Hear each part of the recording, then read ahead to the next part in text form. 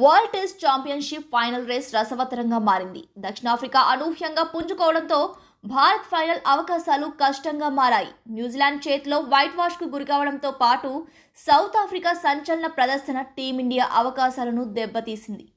మరోవైపు ఆస్ట్రేలియాకు ఫైనల్ దారి అంత ఈజీగా లేదు. శ్రీలంక కూడా పోటీలో ఉండడంతో సమీకరణాలు ఆసక్తికరంగా మారాయి.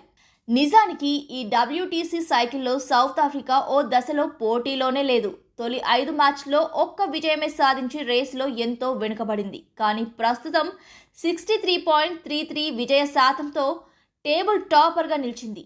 ఫైనల్ బెర్త్ను ఖరారు చేసుకోవడానికి దక్షిణాఫ్రికాకు కావాల్సింది మరో విజయం మాత్రమే. సొంత గడ్డపై పాకిస్తాన్తో సౌత్ ఆఫ్రికా 2 టెస్టులు ఆడాల్సి ఉంది. అయితే దక్షిణాఫ్రికా రేసు నుంచి నిష్క్రమించే ప్రమాదం కూడా ఉంది. పాకిస్తాన్తో జరగనున్న సిరీస్ను 1-1తో ముగిస్తే దక్షిణాఫ్రికా 61.11 శాతంతో ముగిస్తుంది.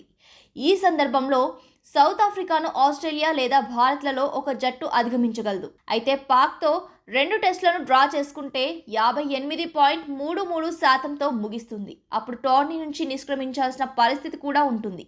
ఆస్ట్రేలియాను భారత్ 3-2తో ఓడించి శ్రీలంకను ఆస్ట్రేలియా 2-0తో ఓడిస్తే సౌత్ ఆఫ్రికాను దాటి ఆసీస్ టీమిండియా ఫైనల్స్కు చేరుతాయి. పాకిస్తాన్తో జరిగే సిరీస్ను 1-0తో కోల్పోతే దక్షిణాఫ్రికా దాదాపు నిష్క్రమించినట్లే.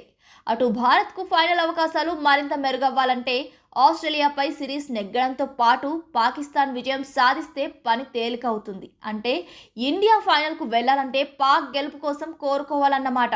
ఇక సౌత్ ఆఫ్రికా ఫలితంతో సంబంధం లేకుండా భారత్ నేరుగా ఫైనల్ చేరాలంటే మిగిలిన 3 టెస్టుల్లో ఆస్ట్రేలియాను ఓడించాలి, లేదా రెండింట్లో నెగ్గి ఒక్క మ్యాచ్ను డ్రాగా ముగించాలి. ఒకవేళ బార్డర్ గవాస్కర్ సిరీస్ను 2-2తో డ్రాగా ముగిస్తే శ్రీలంకపై ఆధారపడాల్సిన అవసరం ఉంటుంది.